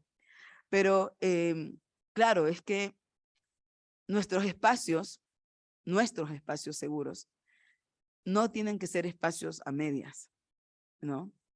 Y nuestro encuentro era el encuentro para reconocer que ciertas dinámicas de nuestras narrativas, de lo que exploramos como cuerpo que habitamos y transitamos, van por unos lenguajes que no necesariamente son los de ustedes. Y cuando digo los de ustedes, es de los otros, ¿no? Pero también representó esos primeros encuentros un espacio de reconciliación con algo que históricamente continúa siendo negado, ¿no? Como la experiencia que contaba alguna compañera hoy, Vanessa, cuando decías, a Petita justamente fue un cura, siendo ella católica, la que le botó la marimba, porque nos hacían rehusar de aquello que sostenía la memoria. La misma marimba es negada a veces en la misma Esmeralda y nos hacían folclorizarla, pero no lo hacían ver como un espacio de instrumentalización para sostener la memoria, que va más allá de solamente tocar y bailar, ¿no? Sino qué hay ahí detrás. Eso nomás, no sé si... Bueno, muchas gracias. Las preguntas son bien complejas. Voy a ver si logro abordarlas. Una, ¿cómo confrontar colonialismos académicos que se dan por sentados? Cuando se citan a ciertos hombres, académicamente nadie lo cuestiona. Cuando se citan a ciertas autoras, no sé, de Estados Unidos o de Francia o cualquier otro, no se cuestionan, pero cuando se citan a académicas indígenas, se cuestiona, ¿no? Y eso me parece que es algo que tiene que ver cómo esos conocimientos entran en diálogo y a posicionarse en unos debates actuales de replanteamiento ontológico también, de posicionar sus categorías, sus metodologías y hablar con la legitimidad y de generar teorías, podríamos decirlo, desde otro punto de vista. A mí eso todavía, pues me gusta confrontar eso porque damos por sentado. A veces yo empiezo a hablar, digo, oh, eso lo dijo no sé quién, eso lo dijo si hice mal. No, de hecho, cuando preguntan siempre, ¿y la relacionalidad la dijo Arturo Escobar? Digo, no, la relacionalidad es un planteamiento que viene de los pueblos indígenas, de los pueblos afros. La racionalidad se teoriza desde afuera, pero está presente en todos esos debates previamente. Entonces, ahí yo creo que hay un punto que toca seguir discutiendo y un poco con la ontología y cómo sean estos quiebres ontológicos y esa colonialidad, ¿sí? Esto se ha pensado dentro de las mismas académicas indígenas, ¿sí? Y siempre me acuerdo de unas discusiones que hace muchos años conocí a una lideresa, Carmen Ramírez, que ya planteaba por qué en los debates ambientales de los años 90 las mujeres Wayuu no entramos, ¿sí? Porque solamente cierto tipo de mujeres contextualizadas en una biodiversidad en amazónica, pero las Wayuu no entramos porque somos de desierto, tenemos otras lógicas, tenemos otras territorialidades y no entramos en esta discusión, ¿sí? Entonces, a mí eso siempre me impactó mucho porque hay una confrontación también de quiénes son las identidades permitidas en esta discusión, quiénes no son las identidades permitidas, quiénes son las legítimas y no legítimas, ¿sí? Y frente a, volviendo a la discusión Wayuu, digamos, estos planteamientos, obviamente no es que la gente diga, no, mi ontología política es esta y esta no, sino en un momento estábamos recorriendo un arroyo que seca el Cerrejón, de unos más de los arroyos que seca el Cerrejón para la explotación de minera, y ese hueco profundo de la mina más grande a cielo abierto de carbón en Colombia y en América Latina, y una de ellas, Janet Ortiz, se sienta y dice, ya no están los seres del agua no están ya aquí y no van a volver, ya no tienen su territorio se rompió y ella ya no se fue de aquí. O sea, hay una agencia, hay una relación permanente y una relación corporal, territorial, agua, que es una continuidad permanente. Esta es una relación, es una territorialidad relacional y es una ontología relacional la que está hablando ahí, ¿sí? Hay un quiebre en estos momentos para mí, es porque en esa transformación de digamos, un extractivismo que tú ves, lo visibilistas concretamente, pero hay una transición hacia lo verde que impide que esa territorialidad se legitime y esa ontología se legitime, porque ¿cómo vas a cuestionar algo que ya es verde si tu ontología es relacional y respetas lo no humano? Pero esto se instaura en las mismas desigualdades, en las mismas estructuras de poder, sino simplemente se reconfigura hacia lo verde. Y ahí hay un choque ontológico mucho más fuerte porque ya tu demanda ontológica ahí sí hay una confrontación más profunda. No sé si quedó clara en eso, ¿sí?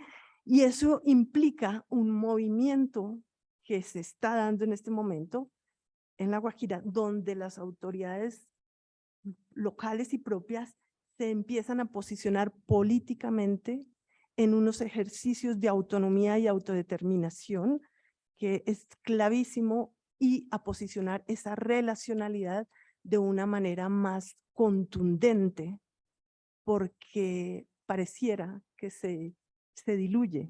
No sé si queda un poco claro. Y eso entonces me lleva a pensar un poco en la pregunta, bueno, no era específicamente lo que yo conozco, pero cómo operan estas territorialidades que son fragmentadas, qué pasa con la mina, que fragmenta la territorialidad, la vida cotidiana, cómo son estas territoriales móviles, cómo van, vienen en espiral. Y también hay unas espacialidades relacionales indígenas que responden a otras nociones territoriales. Y eso es algo más complejo de entender, porque empiezan unas territorialidades que van y vienen, que vuelven, que entran, y nos implica repensar esas territorialidades, ¿sí? ¿Cómo son esas territorialidades en diferentes dimensiones, sí? Cómo se pueden contraer en unos momentos, para decirlo, y expandir en otros, y eso nos requiere pues una noción diferente de verticalidad, de horizontalidad, de otras dimensiones, y pues eso implica reconfigurar nuestras categorías, porque no dan cuenta cuando el territorio se fija solamente a un lugar, pero esos movimientos a veces no se notan porque no están considerados, pero aparte de eso, esas territorialidades no son solo humanas, sino qué pasa con la territorialidad del agua, qué pasa con la territorialidad de estos seres vivos que están también, qué pasa con los vientos que también tienen una territorialidad, una relación. Entonces sí, nos toca repensar esas categorías. No sé si será suficiente, pero al menos me hace pensar de que ya no es suficiente lo que dábamos por sentado. Sofía. Sí, solo rápidamente decir que me parece que muchas de las respuestas a las preguntas está a nivel metodológico, y no ni de método, sino metodológico. Es decir, mucho de lo que ha planteado el feminismo descolonial latinoamericano ha sido de incluir o reconocer estas epistemologías y ontologías otras, pero no hemos discutido lo suficiente con la metodología. Y lo veo incluso en las tesis que nosotros trabajamos con nuestros estudiantes. Saltamos directamente el método y la discusión metodológica queda por fuera, ¿no? Y algo que Reclama sí ha hecho, creo que es esa discusión del cómo es incluso más importante de la teoría que resulta. Sigo proponiendo que me parece que para descolonizar es más importante cómo hacemos una investigación de si realmente resulta una teoría descolonial o no. Para mí creo que eso es lo más importante, y digamos, creo que se manifiesta además en la producción que tenemos. ¿Por qué no tenemos metodologías realmente profundas sobre la interseccionalidad? Todavía tenemos muchísimas preguntas ahí, y creo que porque no hemos puesto, digamos, priorizado la metodología igual que hemos priorizado la epistemología y la ontología. Bueno, si es que no hay, hay muchas preguntas. Sí, claro. Dale, compa. Tú, sí. Es que no hay micrófono, creo que se fue el señor. Ahí salió, ahí salió. Sí, se te escucha. Claro.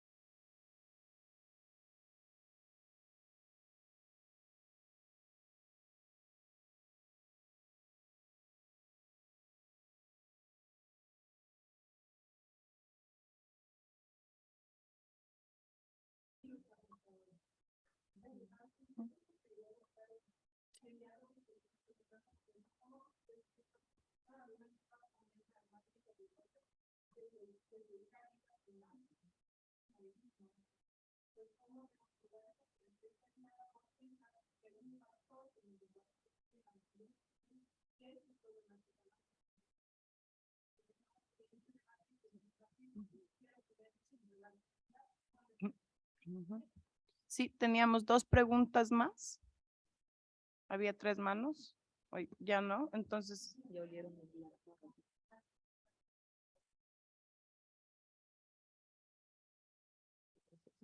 Hay una página web. ¿Dónde está la-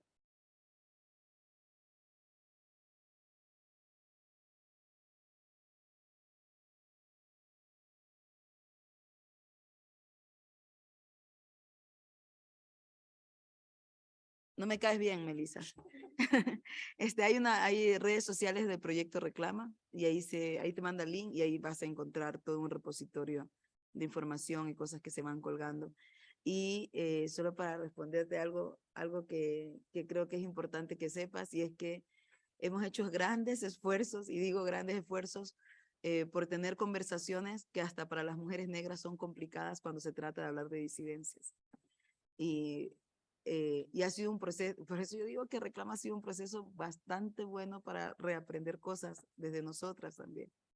Cuando en varios espacios hemos tenido, voy a ser infidente aquí, como Reclama es un proyecto que es intergeneracional, hemos invitado a compas de las disidencias a conversar a estos espacios. Y claro, y si hay un choque, no es que no hay un choque muy fuerte de escuchar y de hablar. Y las chicas empezaron a reír porque saben de lo que estamos diciendo y te escuchamos y sabemos lo que estás diciendo. Pero para nosotras era fundamental. Si no teníamos esas conversaciones, no nos acudía a algunas cosas, porque también hay una comodidad a veces en algunos procesos organizativos. Y cuando teníamos las conversaciones con compas y compañeras de las disidencias, muchas compañeras mayores para ella era como complicado. Y se me acercaban y decían, Juanita, pero ¿eso qué es eso, no? O sea, y claro, o sea, también es un proceso, o sea, mira, de la noche a la mañana, yo por eso digo, no somos Power Ranger. Sí, es que es así, no es que vamos a matar monstruos y ya, sino que hay que reconocer que hay un proceso que tiene que ser analizado y que tiene que ser también visto, ¿no? Y eso ha pasado. O sea, no es algo que ha estado ausente de las conversaciones, todo lo contrario. Ha estado presente tanto así que en nuestros resultados lo mencionábamos como una urgencia, el voltear a mirar algunos temas que por prácticas, que no necesariamente son ancestrales, porque pues dicen, no, es que las prácticas ancestrales, no son prácticas ancestrales, quieren empezar a borrar y cruza por el tema de las disidencias mucho. Y por eso es necesario que esos diálogos y los espacios intentamos que sean conversaciones abiertas y que sean con todas y todos y todes. Eso nomás quería como apuntar. Bueno, No, acá.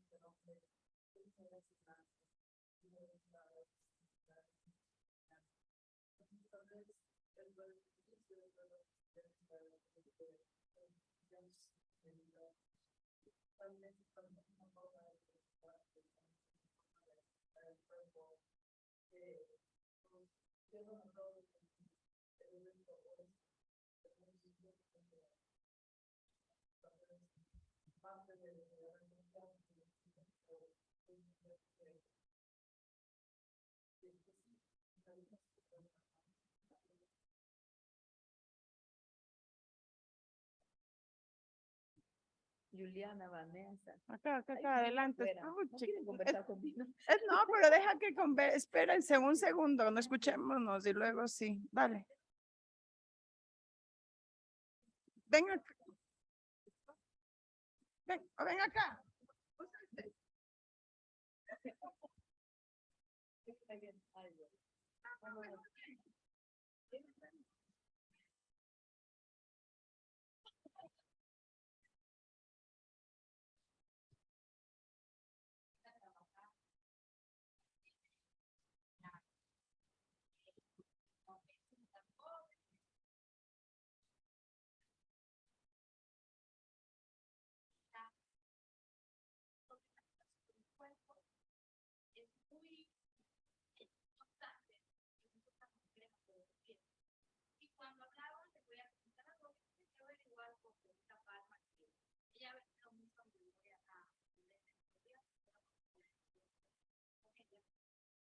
cuento algo que tiene que ver con otra área de trabajo.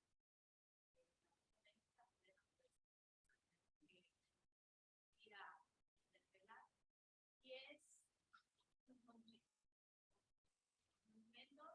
en Esmeralda, pues solamente cuenta uno ahí que según si muy ligeramente dice, ay, sí, esta mujer. Y lo digo porque en algún momento yo veía estos métodos, son hombres en el mundo de la marimba y la mujer marimba. Pues yo lo veía y me parecía más bonito, hay el movimiento de la marimba. Pero pues las mujeres mayores, ya se para cambiar con la imaginación. Bueno, cuando yo converso con ella, no lo voy a decir de forma textual, quizás, porque fue hace un año atrás, ella me dice, sí, a mí me una invitada de honor a la inauguración del monumento. Y el alcalde dijo que el monumento era en honor por todo el que lo presento, en la danza, en la música, bueno. Pero mira, esa mujer marinera que está ahí, esa mujer me representa a mí. Porque esa mujer con ese cuerpo y esa falda por encima de la rodilla, esa mujer me representa a mí. Las mujeres afrodescendientes no bailamos. Entonces le digo que el tema de crecer, decía Juanita, que pasar a pensarnos, ¿no? El tema de estas otras formas de ver la sexualidad es difícil a veces para nuestras mayores, pero también porque ellas siguen interpelándose, cuestionando cosas que quizás a veces cuando se pone en la mesa discutir sobre el binarismo, discutir sobre todo esto que ya es inevitable no hacerlo, lo que sí podemos ver es que hay muchas cosas que no han sido agotadas. Que no han sido agotadas y que por lo tanto a veces complejizan mucho el trabajo, pero que yo digo es bueno porque nos vemos, mejoramos y seguimos aprendiendo. Y seguimos en esta tarea de desaprender. Por ahí, con un texto esto del trabajo que se decide, nos ayudan a ver ciertas cosas que están aquí, a veces existen, pero eso no es necesario decir. Todo el que llegue me da a robar.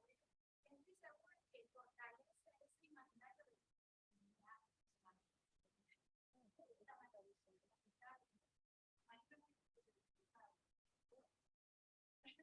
pero ahí está una reflexión sobre el cuerpo que hace una mujer, que es una mujer que pasa los 60 años y que tiene que ver con que no puede sentir la satisfacción de ver, de apreciar más la contribución que ella hace.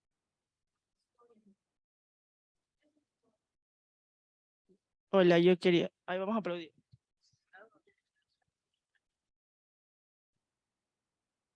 Bueno, primero gracias por lo que dijeron. Para mí ha sido súper importante toda la jornada de hoy y de ayer. Estoy muy feliz. Ya, yo quería decir algo como una persona nacida en la frontera. Yo soy de Limones y de Canchimalero y de la Torita de los Ruanos. Digo siempre que soy de esos tres lugares porque en esas tres islas vivimos y era como, no había como un sentido de pertenencia único como hay en continente, ¿no? Que es algo que es importante de decir, ¿no? Cuando me preguntan de dónde soy, yo soy pues de Limones, la Torita de los Ruanos y de Canchimalero y de Tumaco, porque son los espacios donde he vivido y donde me he movido en mi infancia, y donde también tuve que moverme después, tuve que emigrar por el narco, ¿no? Porque había un narcotraficante que estaba decidido o sea, tenía como una tensión con las niñas, y nos tuvieron que llevar a todas las niñas a la ciudad, ¿no? Es fuerte, ¿no? Pero sin embargo, cuando yo vuelvo a Limones, tengo 2 años sin volver, espero volver este año o el próximo. Cuando yo vuelvo a Limones, me encuentro con algunas cosas que me hacen recordar que no todo es blanco y negro en los territorios, que no necesariamente, digamos, en mi caso, me tocó desarraigarme por esa problemática específica. Hay personas que resisten allá desde la disidencia. Por ejemplo, en el Santo Negro del 2010, en la celebración de San Martín de Porres, el Santo Negro que se le dice en el 2019, que fue la última vez que tuve la oportunidad de ir con mi familia vive allá, yo me movilizo con ellos de lancha en lancha, etc. Y las mujeres que llevaban los cantos eran mujeres trans. Eran mujeres trans, respetadas, no había nadie que les dijera que les interpelara su identidad.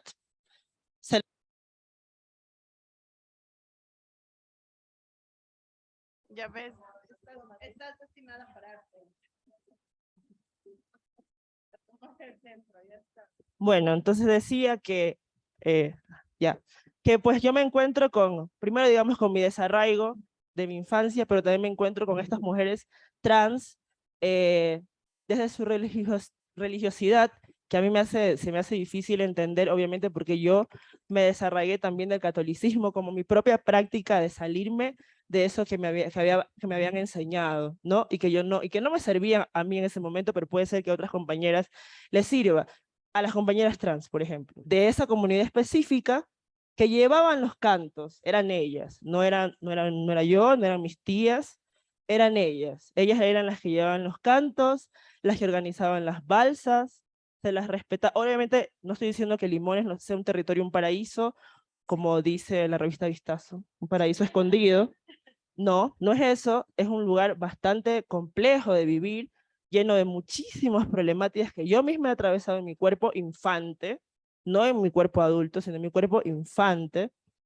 Sin embargo, como no todo es blanco y negro y como la misma colonialidad y lo que queda de la colonia es sumamente difícil, y me atrevo a decir, sin, digamos, no con la necesidad de traer este concepto que puede ser complejo para las personas que atraviesan eso, sino que, digamos, genera entornos esquizofrénicos, digamos, en el sentido de que un grupo de personas o un determinado grupo no pueda existir ahí, pero otros grupos sí, como estas compañeras trans que viven ahí, que resisten ahí y que sigo entendiendo que siguen viviendo ahí y que son las que llevan esta celebración, ¿no? Y que más bien es el cura blanco, español, que le toca disfrazarse de negro, porque es un disfraz, para poder él no ser expulsado de ahí, ¿no? Entonces, eso me parece interesante de pensar, no con la intención o con la necesidad de idealizar, porque la gente que me conoce sabe que yo soy una persona bastante pesimista y no idealizo nada, ni siquiera mis amistades, ni mi familia, ni mi sangre, ni nada, ni tampoco mi identidad fronteriza. No la puedo idealizar, tuve que irme para poder sobrevivir. Entonces, sí me parece importante pensar eso también, ver cómo los territorios pueden llegar a ser difíciles para unas personas, para unos cuerpos infantes, feminizados, pero pueden ser el lugar en las que estas compañeras trans viven y reexisten y se dignifican a través de estas prácticas. Entonces, puede ser problemático, podemos ver muchos matices, igual están, digamos, es un santo negro, pero igual está catolizado, atravesado, sí, pero tampoco les quiero quitar agencia, ¿no? Creo que a veces nos quitan siempre agencia, y hay una potencia ahí también, hay un cuerpo que está presente, que resiste desde su identidad, y resiste también desde su discurso, porque la ropa es discurso, el género es un discurso también, ¿no? Y eso me parece importante de decir. No como idealizar, no, repito, no como para borrar lo que se dice, porque es verdad que las personas que habitan una disidencia tienen que desarraigarse muchísimo para poder vivir. Sin embargo, la memoria o la historia del desarraigo también nos atraviesa todos los cuerpos negros, lastimosamente, pero también hay otras formas, otros matices, donde en esas comunidades estos cuerpos pueden existir. Y eso era lo que quería decir. Gracias.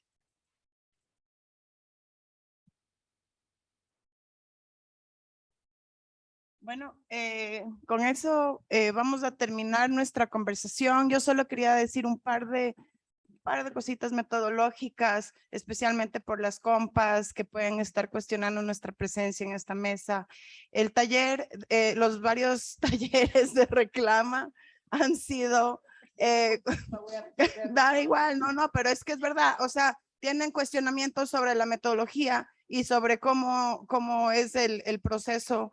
El proceso ha sido absolutamente comunitario, descolonial. Nosotras como mujeres blanco-mestizas no hemos decidido en ningún momento de qué se va a hablar, ni cómo se va a hablar, ni a qué lugares vamos a ir, ni a quién vamos a entrevistar, y jamás y nunca tuvimos la pretensión de enseñar nada. Más bien el proceso ha sido absolutamente de rescatar el valor de cada persona en relación a sus activismos territoriales y de los distintos 7 cantones.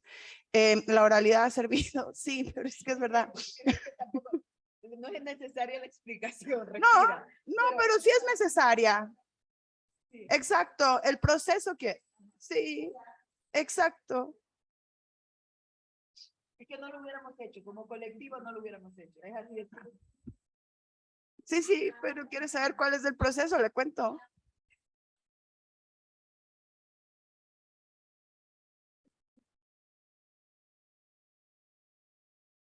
En este espacio de hoy. Ya hablan en general. Ah, sí, es claro, pues eso es lo, claro. Sí. No, pero Tranquila, ya. ya, pero sí es verdad.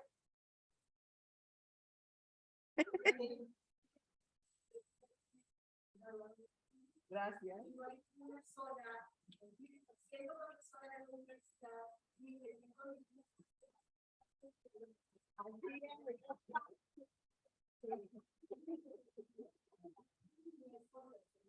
Gracias. Sí, contra la ausencia de las mujeres en todos los lugares, las mujeres negras, como dice la Suele Carnegie. Sí. Bueno, con eso vamos a seguir la conversa con vinos.